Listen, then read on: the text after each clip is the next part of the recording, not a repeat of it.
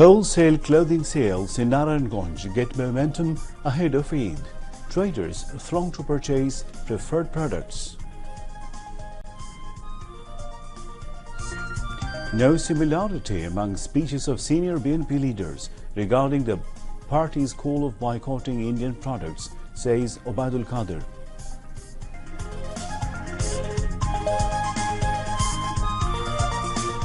Call for boycotting Indian products simply a hypocrisy, says Foreign Minister Dr. Hassan Mahmood.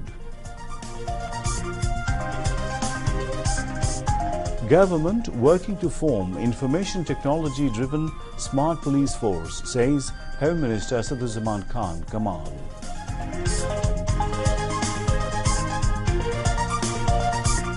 Four suspects arrested after at least 133 people killed when gunmen attacked a packed concert venue in Moscow.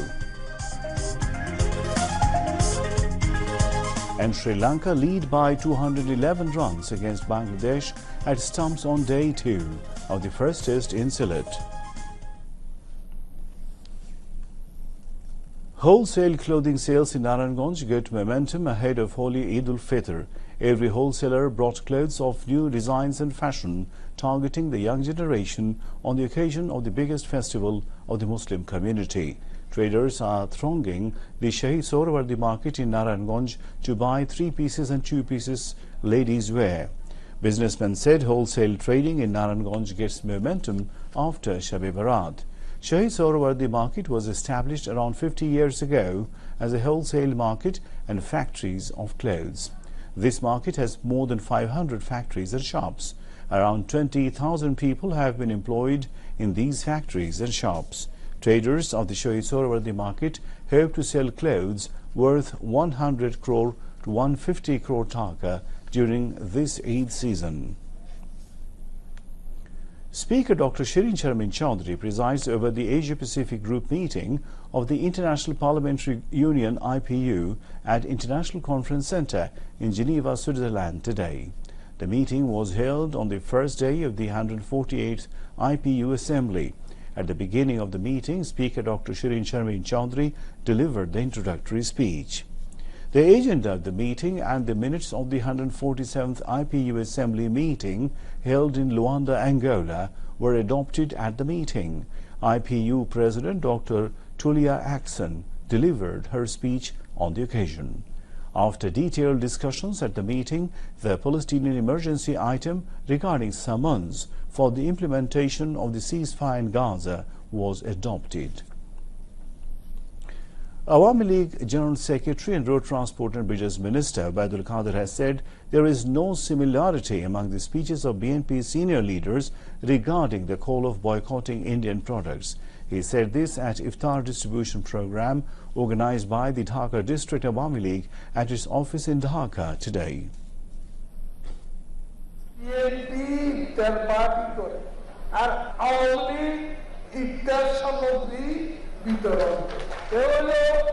Awami লীগের সঙ্গে বিএনপির পার্থক্য এই দলে এখন কোনো নেতা মতের কোনো মিল নেই। হাফিজ বলে এক কথা, মঈন খান বলে এক কথা, রিজভী বলে আরেক কথা, আবার সিঙ্গাপুর থেকে ফখরুল সাহেব বলেন আরেক কথা। এই হচ্ছে অবস্থা। ক্ষমতা ছাড়া বিএনপি টিকবে না। এটা ক্ষমতার দল, নিজেদের পকেটের উন্নয়নের দল, জনগণের ভাগ্য উন্নয়নের দল হচ্ছে Awami League. The minister went on saying that there were many conspiracies to foil the 12th parliamentary election, but friendly nations, including India, stood beside Bangladesh while tackling the plots. India সব বন্ধুদের যারা আছে তারা দেশে বিদেশে নির্বাচন বানচালের যে ষড়যন্ত্র তখন আমাদের পাশে দাঁড়িয়েছে। তারা আমাদের ভোট দিয়ে নির্বাচিত করেনি। Dhaka District Awami League President Benazir Ahmed presided over the function, while General Secretary Poniruzaman Torun moderated it.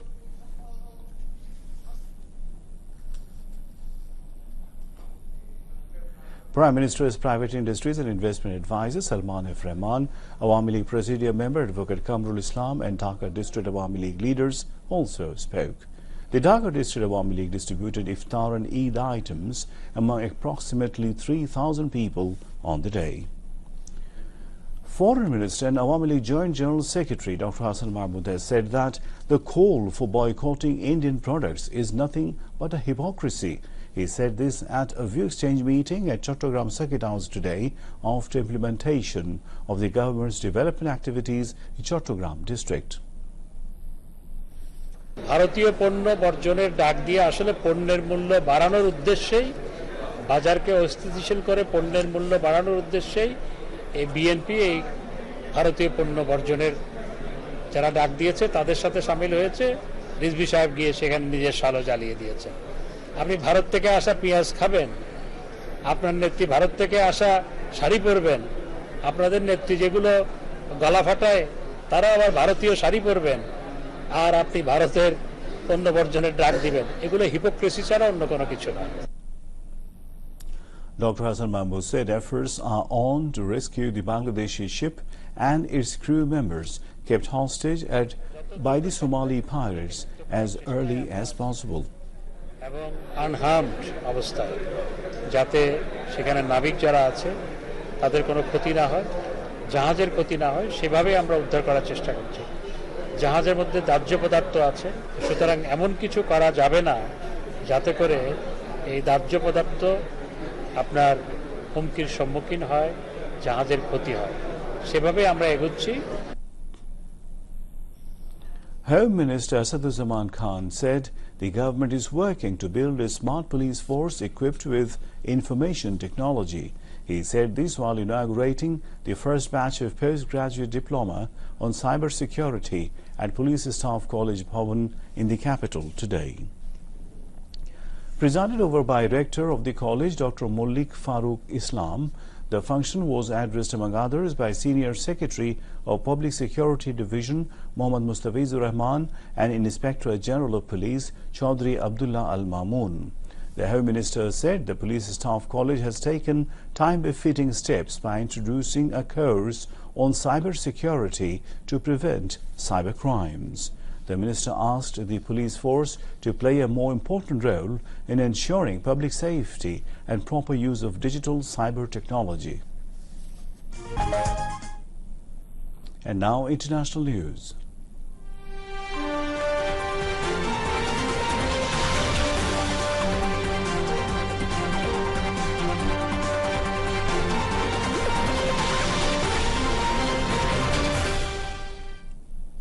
At least 133 people were killed after gunmen attacked a concert hall in Russian capital Moscow last night.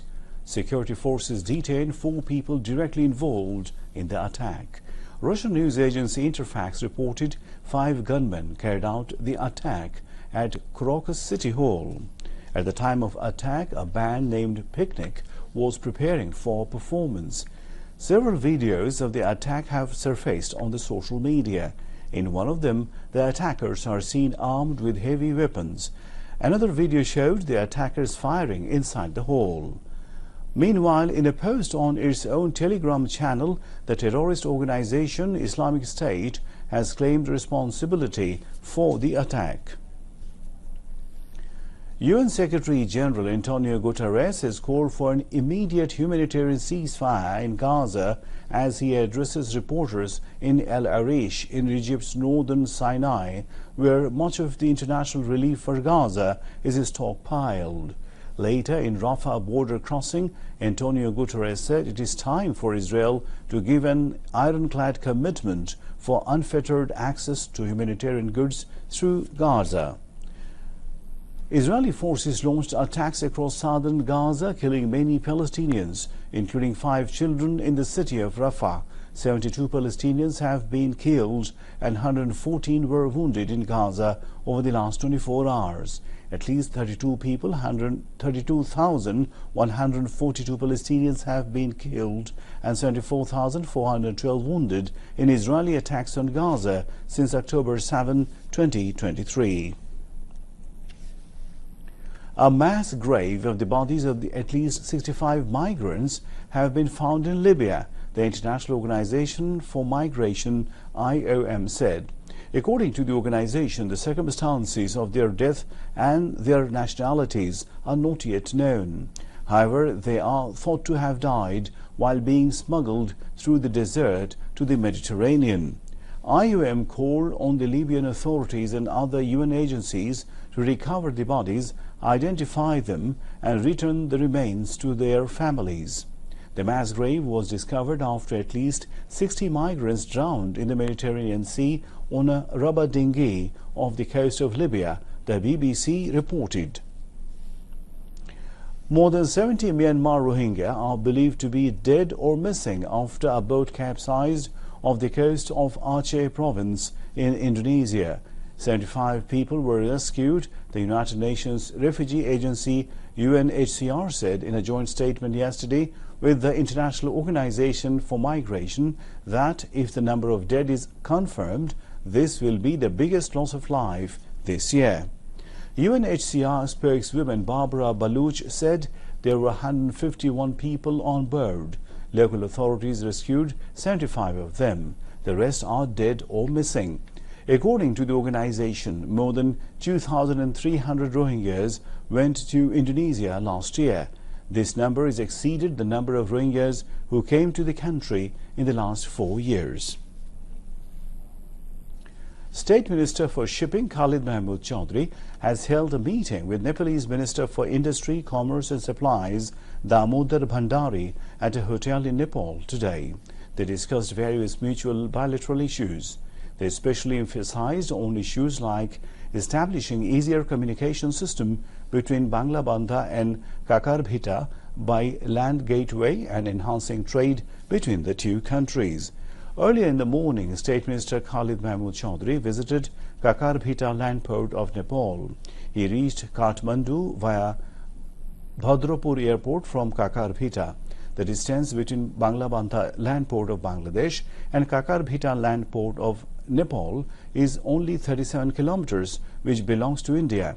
The Bangladeshi State Minister and the Nepalese Minister discussed how Nepal and Bangladesh can be connected by using this 37 kilometers of Indian land directly. Bangladesh, India and Nepal will jointly use the route. Chairman of Bangladesh Land Port Authority, Mohammad Zilur Rahman Chaudhry, and Bangladesh Ambassador to Nepal, Salahuddin Noman Chaudhry, were present, among others, at the meeting. Now, the timing for Sehri tonight and Iftar tomorrow. Last time for Sehri tonight in Dhaka and its adjoining areas is 4:39 a.m. and Iftar tomorrow at 6:14 p.m. in Dhaka and its adjoining areas. And now weather.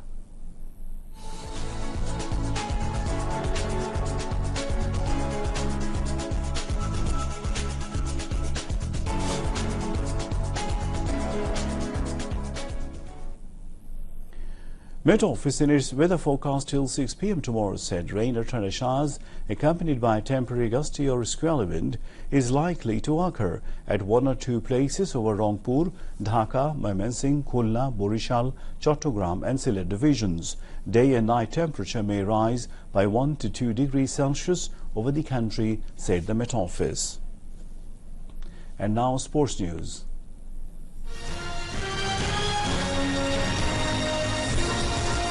Sri Lanka took a lead of 211 runs against Bangladesh at stumps of the second day of the first test of the two-match series in Sylhet. At the end of the day, Sri Lanka scored 119 runs for 5 wickets in the second innings. Earlier, Bangladesh started the second day's play in the first innings with 32 runs for 3 wickets on the first day. The hosts were all out for 188 runs in the first innings. Sri Lanka scored 280 runs in the first innings. To end the bulletin, headlines once again. Wholesale clothing sales in Narayanganj get momentum ahead of Eid.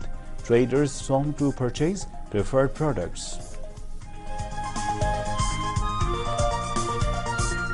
No similarity among speeches of senior BNP leaders regarding the party's call for boycotting Indian products, says Obaidul Qadir.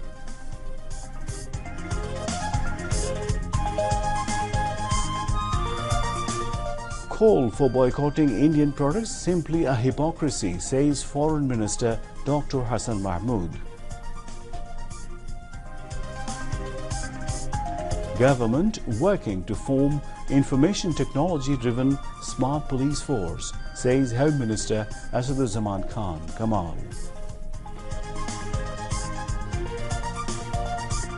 Four suspects arrested after at least 133 people killed when gunmen attacked a packed concert venue in Moscow.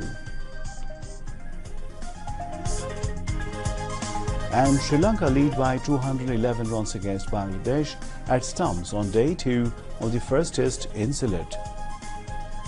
And that's all from the newsroom for the moment. Thank you for being with us. Khuda Hafiz.